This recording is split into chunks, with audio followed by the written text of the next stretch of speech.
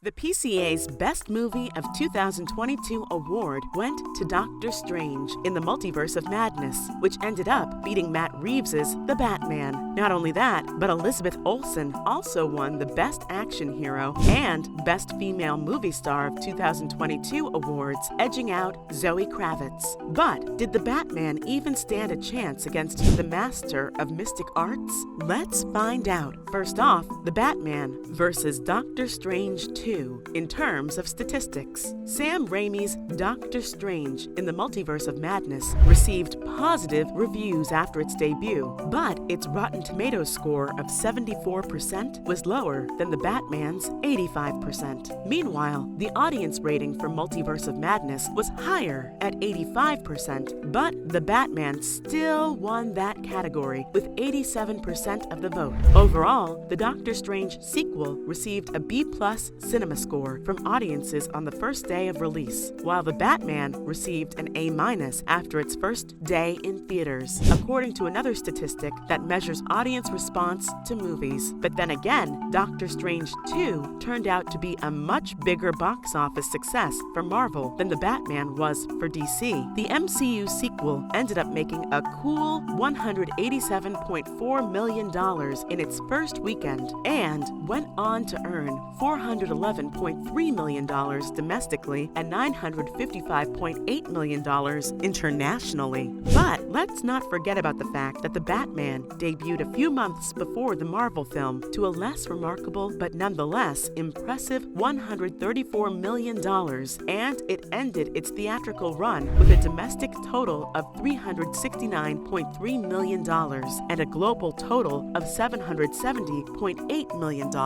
Moving on, what made Doctor Strange 2 such a huge success? For starters, it was because of the intense storyline that Multiverse of Madness continues the events of Spider-Man No Way Home, in which Doctor Strange accidentally casts a forbidden spell that opens up the multiverse. Not only that, but it also added in America Chavez, a strange kid with the ability to explore the multiverse. Meanwhile, all The Batman did was show us Bruce Wayne during his third year as Gotham City's vigilante, but in their defense, they managed to show us a side of the Riddler we hadn't seen before, which took us back to the time we last saw him in Batman Forever. Regardless, it was mostly the nostalgia that got die-hard fans hooked and provoked them to give the movie good reviews. Next up, was there a mistake in the award-verse? Even though Multiverse of Madness wasn't loved by everyone, or even hated for that matter, it's difficult to see the general public favoring it above blockbusters like Batman or Top Gun Maverick. Maybe it was the Scarlet Witch's rampage across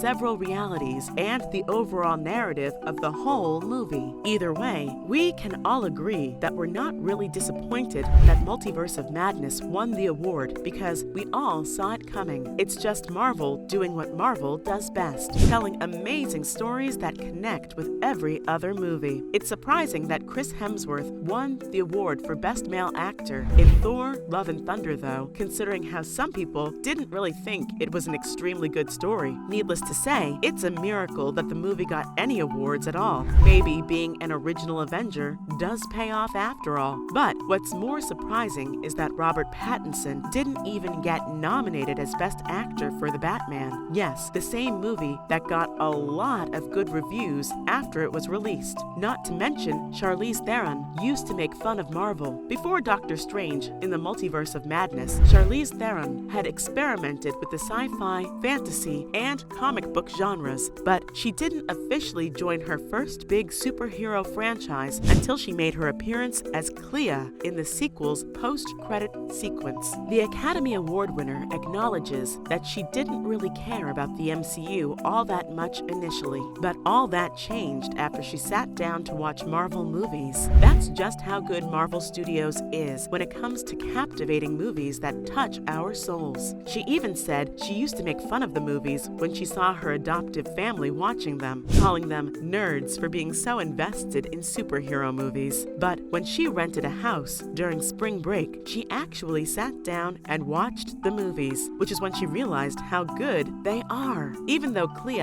only makes a small cameo in the movie, she asks Strange for help to repair an incursion caused by his multiversal adventures. Although it's unclear where the fierce sorceress will appear next, Theron is anxious for the chance to dive further into the new role now that she's pro-Marvel. Let's talk about why Doctor Strange 2 deserved the award. In terms of mainstream acceptance, the horror genre is one of the most underappreciated. But add the superhero element, like in Sam Raimi's Doctor Strange in the Multiverse of Madness, and you have a product that will probably spark debates and conflicting responses. Let's get this out of the way right away. Unlike the two previous superhero films that made the cut, Black Panther and The Joker, the highly anticipated sequel isn't really a frontrunner to go down in history. Dr. Stephen Strange's second installment, which is considered better than its predecessor, falls in the center of the MCU canon, which started with 2008's beloved Iron Man, which was the beginning of the MCU's journey. While most people appreciated most of the MCU films and acknowledged how unique Marvel is when it comes to producing superhero movies, there will always be some films that fall short of expectations. The two genres that appear to enter the consumer market with their backs to the wall are musicals and horror movies because they are biased toward certain ideas. People commonly say, "I don't like scary movies," or "I hate musicals," but showing them a different view of the genre rarely impresses them. Despite this, artisan races have shamelessly disregarded the horror genre. As with cosmetics, hairstyles, and music, it ought to be a standard default option for everyone. There's no denying that they're usually ignored in favor of the higher profile, more award-friendly movies. Now, for what makes a horror movie great. While the Academy can proudly defend its choice to honor projects like Jonathan Demme's classic The Silence of the Lambs, one of the only 3 movies in history to win the Big Five: picture, director, actor, actress, and adapted screenplay, very few are ever given the short-lived consideration of being worthy of admiration. It's worth noting that the Academy's members aren't the only ones who can be held accountable for this, because reviewers and journalists usually function as gatekeepers to what is and isn't an Oscar-worthy feature. To grant cinephiles permission to admire a film and consider it for year-end awards and top 10 lists, qualifying terms like highbrow or unexpectedly brilliant must be used as an identifier of the greats. Let's not forget that Raimi has devoted his entire life to the horror genre, while simultaneously focusing on developing the talents of up-and-coming artists, as seen by his production of the live-action short You're Dead, Helene during the recent awards season. Secondly, we need Raimi's work to expand Hollywood's and film buffs' collective filmographic imaginations. Depending on how you define the genre, 6 horror films have been nominated for Best Picture in the past 94 years. The Exorcist from 1973, 1975's Jaws, 1991's The Silence of the Lambs, and 2010's Black Swan. Next, let's compare Multiverse of Madness to some iconic movies. When considering potential connections for the Doctor Strange sequel, works like